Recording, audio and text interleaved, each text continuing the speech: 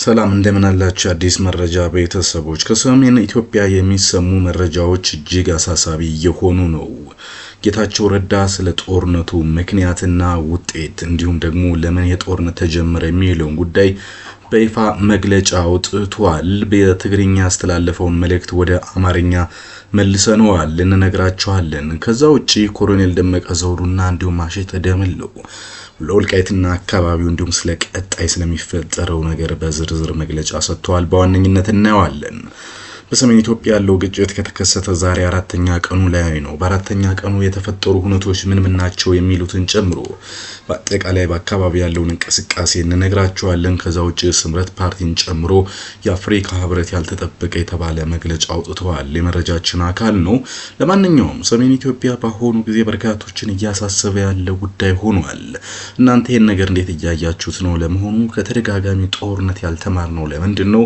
ህወሓት በዚህ መንገድ በተደጋጋሚ መቀጠል የፈለገውስ ምን ለማግኘት ነው? ሐሳብ አስተያየታችሁን አጋሩን። እኛ የተሰሙ መረጃዎችን እንደሚከተለው ልንገራችሁ። እኔ ቲፒኤልኤፍን የማስበው ለኢትዮጵያ የሙቀጫ ልጅ ነው የሆነባት።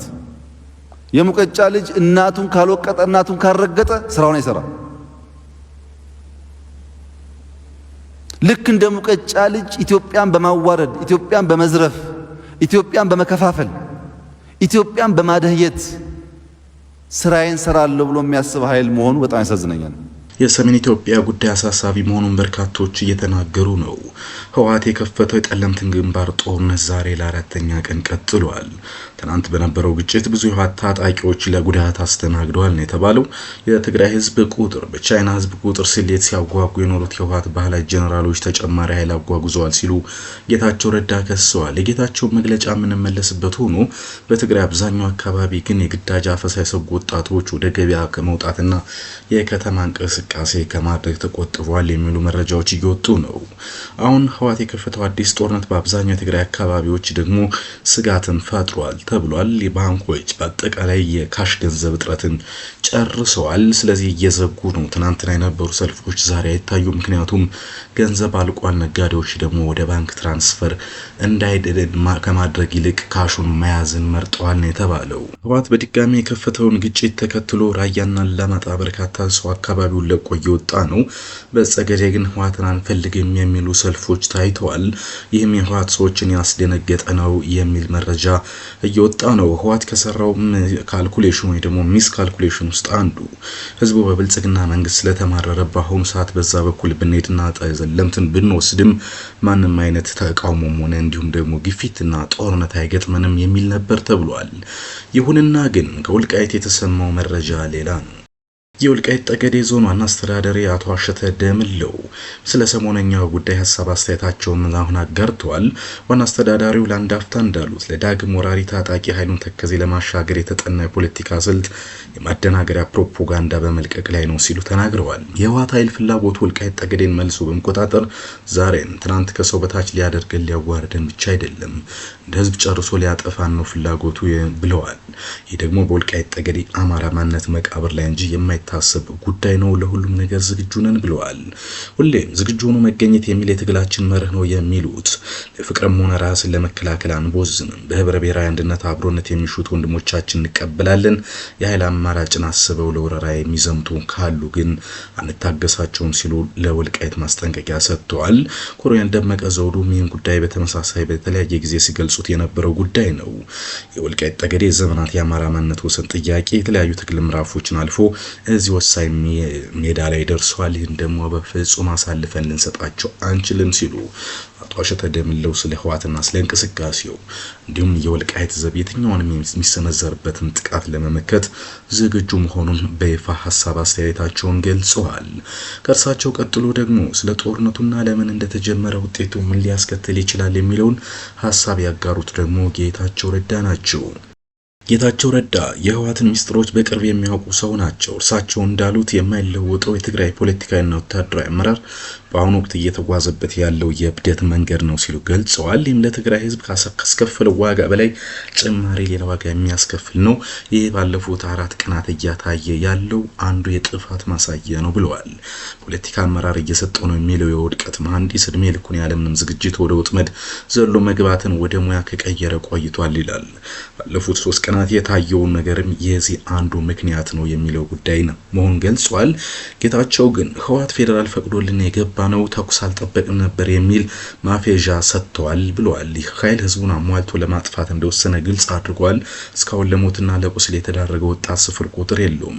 በዚህ አመራር በኩል የሚመጣ ድል ይቅርና ጥሩ አሟሟት እንኳን አይኖርም ሲል አቶ ጌታቸው ሐሳብ አስተያየቱን ሰጥቷል። ግን ጌታቸው ካጋራው ሚስጥር አንዱ ፌደራል መንግስት ፈቅዶልና ወደ ጠገዴ ጠለምትና ራያ አላማጣ የገባ ነው ብለዋል የሚለው ጉዳይ ነው አንደኛው አነጋጋሪው ደረጃ። ሌላኛው ግን ከፍተኛ ወታደራዊ አመራር የሚባለው የቅጥረኛ ቡድን ድርጅት ያለው ሁሉ ትክክል እያለ በጭፍን የታዘዘበት የሚዘምት በተደጋጋሚ ከሸፈ ወታደራዊ ስልት ነው ሲልም ጌታቸው ተናግሯል። የሰው ማዕበል ማስገበር ድል ማምጣት የሚጥርና ካለፈው የመማር ፍላጎት የለውም ብሏል። እናንተ ጀነራሎችና ኮሎኔሎች የምትከተሉት የጦርነት ስልት ይቅርና የትግራይን ህዝብ ቁጥር ይዘ ግማሽ ቻይናን እንኳን ብትይዝ አይዋጣም ሲሉ የማዕበልና ከቴክኖሎጂ ይልቅ በሰው ውጊያ ለማድረግ የሚሞክሩ ናቸው በማለት ውጤቱን ገልጿል። ወጣቱ ካለቀ ያገባንም በሚል ድንቁርና በሆነ መንገድ ለመውጣት መሞከሩ የሚገጥማቸው ወገንም ቢሆን በአብዛኛው ስልቶቻችሁ ይታወቃሉ ብለዋል። በዚህም በምትሄዱበት አካባቢ ትግራይን አሁን አሪያችን ነው ከምትሉት ኢሳያስ ከሚመራት ኤርትራ በከፋ መልኩ ወጣት አልባ ልታደርጓት ተነስታችኋል ሲሉ ጌታቸው ረዳ ተችቷል። በዚህ አሁን ባለው አውዳሚ አካሄድ ይቅርና ተፈናቃዮቻችን ወደ ቀያቸው ልንመልስ የትግራይን ህገ መንግስታዊ ግዛት ልናረጋግጥ ያለችዋንም ተያይዘን እንዳንጠፋ ስጋት አለኝ። ፍላጎታችን ለማረጋገጥ የፈለገውን ያህል ጊዜ ቢወስድ በሰላምና በሰላማዊ መንገድ ማድረግ ተገቢ ነው። ጦርነት ነው እንጀራችን የሚል ህመም ካለባችሁ ደግሞ ቢያንስ ለመዘጋጀት ጊዜ ወስዳችሁ ሞክሩ ሲል እንግዲህ ምክር ቤት የጌታቸው ሰጥቷል። በነገራችን ላይ ጌታቸው ከዚህ በፊት ምዕራብ ትግራይ የትግራይ ነው ወልቃይት የሚል አቋም ነበረው ከናሸተ ደምለውና እንዲሁም ኮሎኔል ደመቀ ዘውዱ ጋርም በተደጋጋሚ በዚህ ጉዳይ ግጭት ውስጥ እንደነበር ይታወቃል።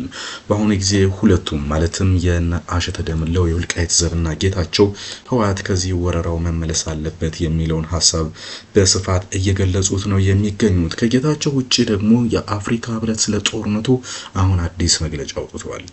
የአፍሪካ ህብረት በትግራይ ክልል ያለው ሁኔታ እንዳሳሰበው ገልጿል። ሁሉም ወገን በሰላም ስምምነቱ እንዲጸኑም ጥሪ አቅርበዋል። የአፍሪካ ህብረት ኮሚሽን ሊቀመንበር መሐመድ አሊ ዩሱፍ ናቸው የተናገሩት። በኢትዮጵያ በትግራይ ክልል አንዳንድ አካባቢዎች እየታዩ ያሉ አዳዲስ ክስተቶች በትኩረት እየተከታተልን ነው ብለዋል። በሁኔታው ላይ ያላቸውን ጥልቅ ስጋት ግን በይፋ አስታውቀዋል።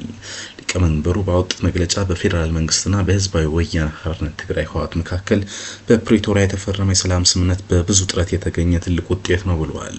እና የስኬትና ውጤት በምን መልኩ አደጋ ላይ ሊወድቅ እንደማይገባም ነው ያሳሰቡት።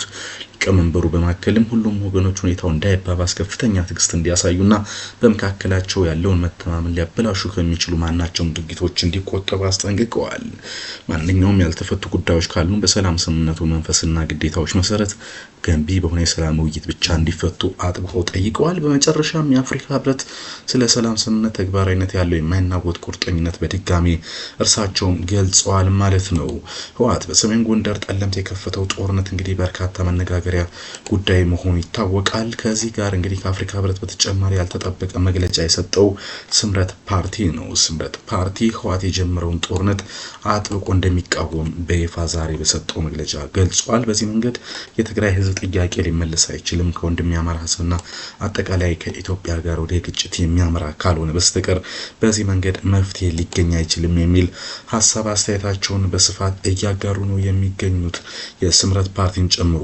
ሌላኛው እንግዲህ ከባለፈው ጊዜ የተሻለ ተብሎ ሊገለጽ የሚችለው ማለት ነው የዚህ የአብዛኛው ሰው ከጦርነት ይልቅ ሰላም መነጋገር ይበጃል የሚል ሐሳብ እየሰጠ በሚገኝበት ዕለት በዛሬው ዕለት አርብ ከ5 ሰዓት ጀምሮ በታንክ በመድፍ በሮኬት የታገዘ ውጊያ እየተደረገ ነው የሚል ነው። በዚህ ውጊያ ህወሓት በቆረጣ 3 ቀበሌዎችን ለመቆጣጠር ከፍተኛ የተባለ ጥቃት ፈጽሞ ነበር የሚሉ ሐሳቦችም ነበሩ። ይሁንና ግን ጉዳዩ ስኬታማ እንዳልሆነ ተገልጿል።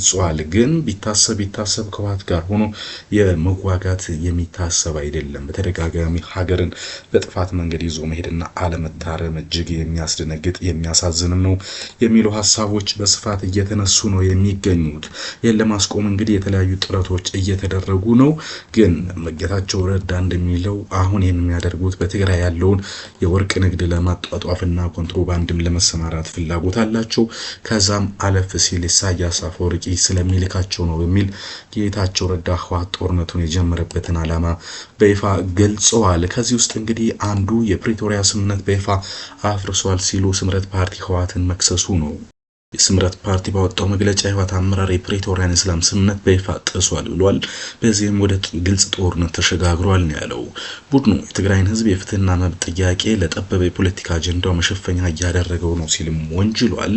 የጦርነት ትንኮሳ በዚህ ሳምንት በጸለምት አቅጣጫ የጦር ትንኮሳ መጀመሩን ይህን ሜዳ ልጆችን ለጥይት ራት የሚያደርግ ታሪክ ይቅር የማይለው ስህተት ህወሓት እየሰራ ነው ብሏል።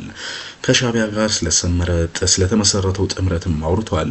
ህወሓት ከተጠያቂነት ለማምለጥ ሲል ከሻዕቢያ ኤርትራ ጋር በሚስጥር በመላላክና በመተባበር የፕሪቶሪያን ውል አፍርሶ ቀጠናውን ወደ ሁከት እየመራው መሆኑን ስምረት በመግለጫው ጠቁሟል። እስከ አማራና አፋር ክልሎች የሚደርስ መጠነ ሰፊ ጥቃት ለመሰንዘር ዝግጅት ማጠናቀቁና ቀደም ብሎ ደብቋቸው የነበሩ ከባድ መሳሪያዎችን እያወጣ መሆኑን የጌታቸው ፓርቲ ጠቅሷል። ለጦርነት ዝግጁነት እንዲረዳው ለማዕድንና በተፈጥሮ ሀብቶች ላይ ዝርፊያ እያካሄደ መሆኑንና ለባለ ሀብቶች በዚህ ወንጀል እየተሳተፉ ነው የሚልም ትችት አምጥተዋል። በነገራችን ላይ ከዚህ በፊት በነበረው በሰሜን ኢትዮጵያ እንግዲህ ህወሓት አንድ ሲከሰው የነበረው ነገር ብልጽግና የሻዕቢያን መንግስት በመጋበዝ ጦርነት ከፍቶብናል የሚለው ነው። በእርግጥም በኋላ ላይ የኤርትራ ጦር በሰሜን ኢትዮጵያ መሳተፉ በይፋ ተደርጎ እንደነበር ይታወቃል። አሁን ደግሞ ህወሓት ከሻዕቢያ ጋር በመሆን እንግዲህ መንግስት ላይና ግዛቴ ናቸው የሚላቸውን ቦታዎች ለማስመለስ ወረራ መክፈቱ እጅግ ያልተጠበቀና አስደንጋጭ ሆኗል። በጸለምትም በዛሬው ዕለት እንግዲህ ህወሓትን የሚቃወም ነው የተባለና አዲስ መረጃ ግን በገለልተኝነት ማጣራት ያልቻለው ቪዲዮ በስፋት ሲሰራጭ ነበረ። የሆነ ሆኖ ግን ሰሜን ኢትዮጵያ አሁን ላይ የሚሰሙ ዜናዎች ደስ የሚሉ አይደሉም። መንግስት በይፋ መግለጫ ባይሰጥም በርካቶች ግን ይህ ጦርነት እንዲቆምና መነጋገር፣ ድርድር፣ ሰላምና ዲሞክራሲ በኢትዮጵያ እንዲሰፍን ጥሪ እያደረጉ ነው። እኛም ሰላም ለኢትዮጵያ ለመነጋገርና ቀጣዩ ጊዜ ምርጫ ከመሆኑ አንጻር ሁሉንም ነገሮች በሰላም መፍታት ያስፈልጋል የሚል መልእክት አለን። ለአሁኑ ያስኩትን መረጃ በቃው። በቀጣይ ሌሎች ጉዳዮች ከሰሙ መለሳለሁ። ቻው ቻው።